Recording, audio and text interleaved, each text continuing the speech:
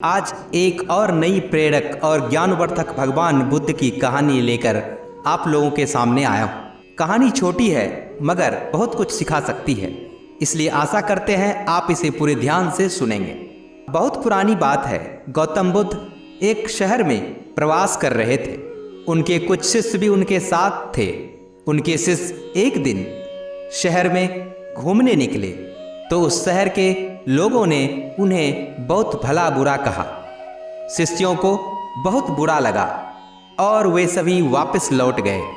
गौतम बुद्ध ने जब देखा कि उनके सभी शिष्य बहुत क्रोध में दिख रहे हैं तो उन्होंने पूछा, क्या बात है, आप सभी इतने तनाव में क्यों दिख रहे हैं? तभी एक शिष्य क्रोध में बोला, हमें यहाँ से तुरंत प्रस्थान करना चाहिए। जब हम बाहर शहर में घूमने गए तो यहाँ के लोगों ने बिना वजह हमें बहुत बुरा भला कहा।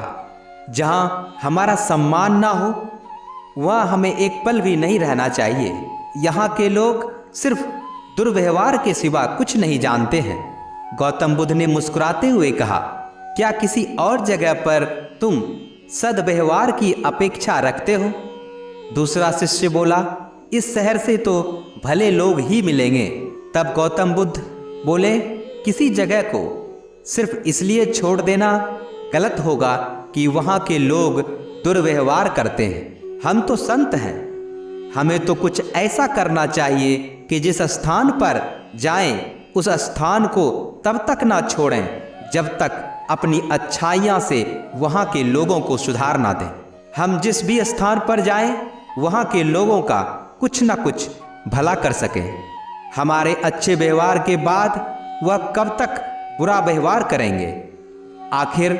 आखिर में उन्हें सुधरना ही होगा। वास्तविकता में संतों का कार्य तो ऐसे लोगों को सुधारना ही होता है।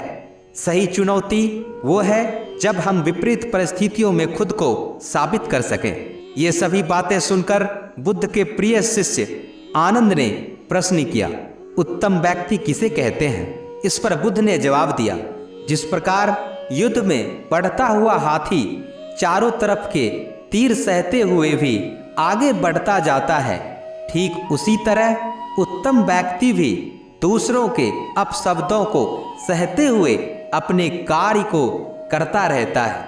खुद को वश में करने वाले प्राणी से उत्तम कोई नहीं हो सकता। गौतम बुद्ध की बात शिष्यों को अच्छी तरह से समझ में आ गई और उन्होंने वहां से जाने का इरादा त्याग दिया। भगवान बुद्ध की इस प्रेरक कहानी को मैंने बचपन में सुना था, इसलिए आज मैं इसे आप लोगों के साथ साझा कर रहा। आशा करता हूं कि आपको भी यह कहानी पसंद आई होगी।